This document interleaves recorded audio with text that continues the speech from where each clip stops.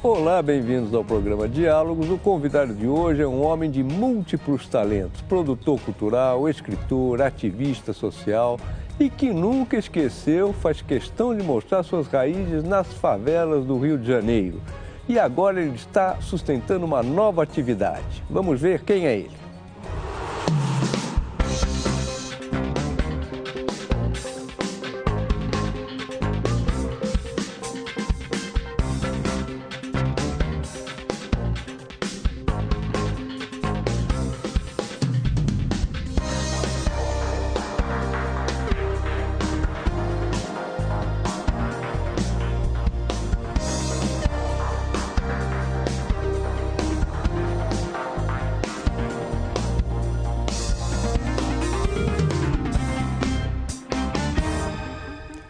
Então temos aí o Celso Ataíde. Muito obrigado por ter vindo aqui, Celso. É um prazer ter você aqui, uma honra.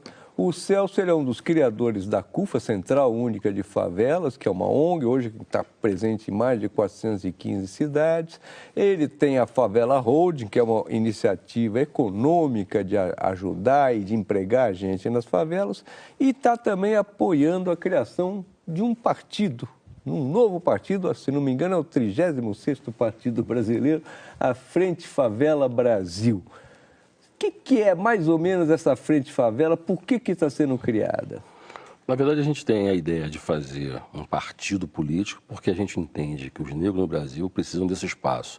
Nós temos no Brasil hoje os negros no Brasil, as famílias brasileiras mobilizam hoje cerca de 1,5 trilhões de reais por ano. Portanto, a gente está na cadeia econômica e nós geramos hoje 40% de todo o recurso que gira, que mobiliza o país, vem das famílias negras. 60% são dos não negros, brancos, índios e etc. Então, estar na cadeia geral é importante, mas nós precisamos também estar na cadeia política. E a maioria da população é negra e parda, né, segundo o IBGE. Exatamente. Né? Nós temos hoje, na verdade, 54% da população é formada de negros e a gente tem no Congresso, por exemplo, apenas 6% de negros. Então, eu acho que essa quantidade de pessoas negras no país precisam se reproduzir em vários aspectos, em vários lugares da sociedade. E por que não no Congresso? Então, a gente ter hoje uma representação no Congresso é estar disputando um espaço de poder e a maioria, o poder foi feito para a maioria. Portanto, a gente também tem que estar nesse espaço. Esse partido, essa Frente Favela Brasil, ela só aceita negros enfim, morenos, mulatos, toda aquela festa de cores, ou também aceita brancos, ô Celso? Na verdade, esse partido é um partido voltado especificamente, melhor dizendo, esse partido é um partido de todos, todos podem participar, brancos e todos, porém, os protagonistas serão os negros e moradores de favela. Eu vou te dar um exemplo, o carnaval há pouco tempo atrás era proibido, estar com pandeiro na mão era crime. Você podia ser preso cujo único crime que você estava cometendo é estar com pandeiro na mão.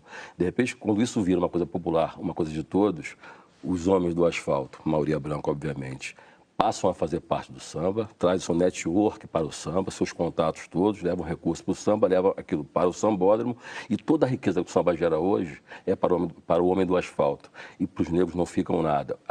O primeiro ato deles é trocar o nome de barracão para ateliê, e o segundo ato é permitir que a gente empurre o carro alegórico e toda a riqueza fica para eles. Então esse partido, na verdade, é um partido de todos. Porém, se esse partido fosse uma escola de samba, o carro alegórico tem que ser empurrado por aqueles que querem cooperar com o partido, mas nós seremos, na verdade, os protagonistas. Portanto, é um partido de todos, todos podem e devem participar, é um partido de voluntários, porém, nós é quem temos que, na verdade, que representar a nós mesmos. Não tem Agora, sentido ser o contrário. Há uma determinação, vamos dizer assim, o protagonismo, como você falou, é da gente mais pobre, é da gente da favela. Favela são bairros, na verdade, né? É classe média, é mais trabalhador, também tem empresário. Você falou de todos. Tem alguma determinação nesse sentido ou não? Não tem. Quando você pensa que, majoritariamente, são os negros que quem vão, na verdade, operar nesse partido, embora todos possam fazer parte, mas o poder, na verdade, desse partido só faz sentido se forem dos negros e dos moradores de favela. Nós temos, na verdade, hoje, mais ou menos 15 milhões de pessoas que vivem em favela, dos quais 74% são negros, e nós temos hoje 112,4 milhões de pessoas que são negras. Portanto, é importante que essas pessoas estejam empoderadas, é importante que essas pessoas se reconheçam, inclusive porque muitas pessoas perguntam, mas como é que você vai identificar quem é negro? Quer dizer, eu até pouco tempo eu nem achava que eu era negro, porque é tanta desvantagem ser negro que a gente acaba se dividindo em raças. Marrom bombom, eu achava que eu era marrom noturno, eu descobri que eu sou negro de 20 anos para cá. Tem alguns jogadores de futebol, enfim, como Neymar, como Ronaldinho, que eu não sei nem se eles se reconhecem como negro. Então, na medida em que a gente passa a ter poder e para de ficar pedindo, a gente passa, na verdade, a ter uma respeitabilidade, ser respeitado por um número maior de pessoas. Mas existe no partido hoje muitos intelectuais que estão estudando todas as formas desse partido. Existem muitas pessoas brancas também nesse partido. Para você ter uma ideia, no Paraná, um dos tesoureiros do partido é um japonês. Porém, ele entende que eu, com a cor que eu tenho, eu não posso representar a comunidade japonesa dele. Então, ele pode vir contribuir com a sua experiência, mas ele não pode ser o protagonista. Portanto, na verdade, a gente entende também que a gente não vai fazer um partido apenas com favelados, mas um partido com todos, mas desde que todos entendam que só existe possibilidade de a gente viver num país justo no momento em que aqueles que sofrem com as diferenças sociais protagonizam esse novo momento.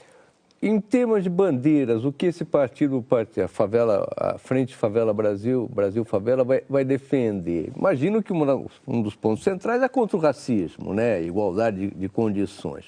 Mas fora isso, o que, Celso? Hoje, eu não posso nem falar pelo partido, porque o partido está fazendo seu congresso agora em setembro. Sim, mas enfim... eu sou apenas um voluntário, mas assim, a minha opinião, e é o que eu estou, na verdade, propondo para o partido, é que a gente fale, basicamente, sobre igualdade de oportunidades.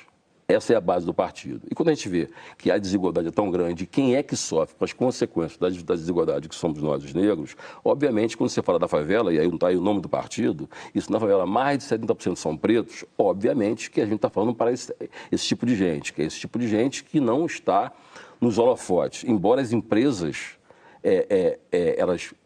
elas pegam esse dinheiro do preto, que é 1,5 trilhões, mas não respeitam essas pessoas. Se esses negros, por exemplo, resolvessem estar numa única plataforma e falar dessa plataforma, elas quebrariam empresas, quebrariam veículos de comunicação, quebrariam uma série de outros agentes da sociedade com o seu poder. Então, o negro ele precisa descobrir o poder que ele tem, ele precisa estar falando do mesmo lugar, não para fazer revanchismo, ao contrário, mas para poder se equilibrar na sociedade e andar de mãos juntas com todos os outros parceiros. Eu posso casar com uma mulher branca, eu posso casar com um homem branco, eu posso ter sócio branco. O que eu não posso é aceitar que o meu marido tenha mais direito do que o meu pai ou do que o meu irmão. Portanto, esse partido ele é de todos, será de todos. Muitos ficam pensando, por exemplo, se a gente vai ser de esquerda ou de direita.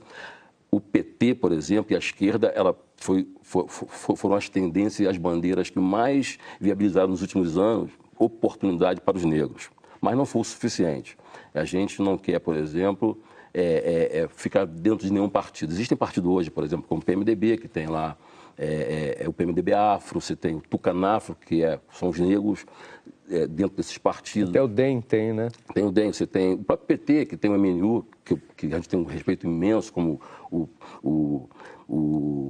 a Negro, por exemplo, que é uma parceria com o PCdoB, que são extremamente importantes e são instituições históricas. Só estou aqui falando hoje porque esses morreram antes, muitos desses morreram antes, deram o seu sangue para poder a gente hoje estar falando, para que os negros estivessem falando hoje, e para que eu pudesse estar fazendo hoje a minha atividade econômica nas favelas, desenvolvendo ações e tudo mais. Então, em primeiro lugar, a gente respeita muito isso. Porém, muitos desses partidos que hoje dizem, inclusive, que nós somos racistas porque a gente prioriza os negros, talvez fosse esse o racismo, de você criar uma caixinha para os negros dentro do seu partido, para que esses possam regimentar votos junto aos seus pares, mas quando você vai pensar em viabilizar algo para os negros, você precisa pedir a bênção aos caciques do teu partido, porque eles não têm compromisso com esse universo. São todos brancos. Eu vou te dar um exemplo aqui.